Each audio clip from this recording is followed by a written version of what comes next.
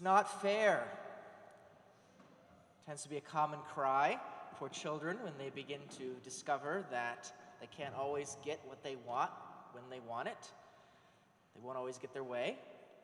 Might be made against their parents, who aren't really being unfair in any way at all, because they have a wider view of what's right and just. But we can also make the same kind of complaint against God, as we see in the first reading today. The Lord's ways are not fair. But God is like a good parent who can see the bigger picture. Is it my ways that are not fair, or rather your ways unfair? Just as the child may miss the greater context, so we too often will need to adjust our thoughts to what God knows, as our ways are not always God's ways. Thus, we speak of needing to have a well-formed conscience. We're always to follow our conscience, we learn, but to do so doesn't just mean we're doing what I think is right. It's not about doing things my way, but it's about conforming my life to God's way.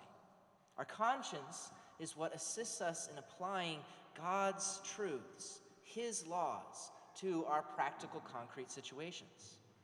We can take the example in the gospel today with these two sons.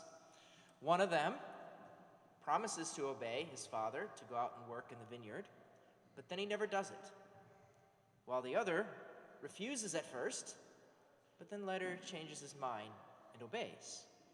So which of these two sons is truly following his conscience? Well, it's not the first, who even though he says he's going to, he ends up just doing what he decides is right. But the second, who though he says no at first, his conscience pricks him inside, and the guilt that he feels from not doing his father's will finally leads him to obey his conscience and go.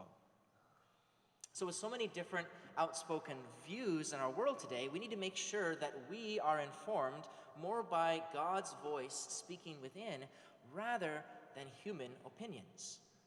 And to help form our consciences, especially in the area of building a just society and living out holiness amidst the challenges of modern culture, Father John and I are presenting a series on Catholic social teaching in the bulletin over the next few weeks. Since we are to live as Christians in a society of many other people, we are called as Christians to engage in public and political life. The church doesn't always have the ability to come forth and endorse specific persons or parties, since oftentimes these human institutions end up falling short of the perfection of Jesus Christ that we're called to. A line from Psalm 146 always comes to my mind. Do not put your trust in princes and mortal men who cannot save. You see, the best of politicians are not our saviors, and the worst of them cannot destroy our eternal souls. Politics can never become a religion for us. But when issues of government do breach areas that come into faith and morals, then the church has every right and a duty, in fact, from God to speak. So as a good mother, the church desires to help her children to be formed in God's ways so that He may guide us in our interactions with our neighbors. And so in this series, we're going to be looking at some of the main principles of Catholic social teaching, including human dignity, common good, solidarity, subsidiarity, and applying it to how does that assist us in interacting in the public realm.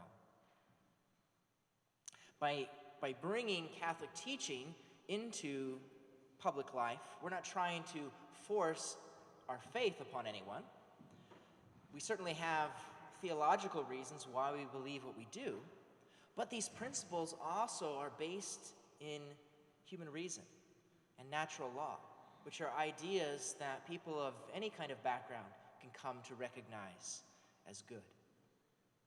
So not only are we to be guided by truths that come from God, we also need to pay attention to the way that we go about doing it. Because conversations in politics, unfortunately, seem to be filled with so much bitterness and anger. When personal attacks replace honest debate, nobody ends up winning. Those kinds of attacks only serve to further divide communities.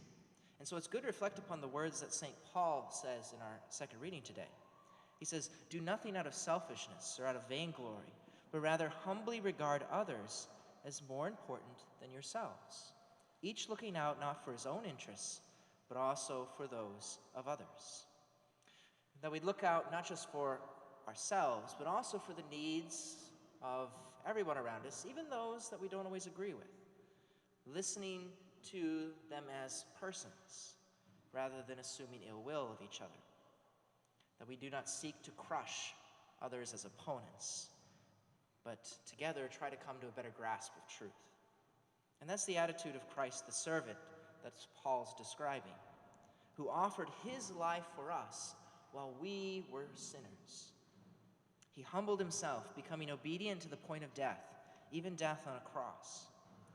And Jesus did this. He offered himself for every single person to give all of us this opportunity to turn from sinfulness and selfishness and to listen instead to a well-formed conscience, to do what is right and just. Your ways, O Lord, make known to me. Teach me your paths.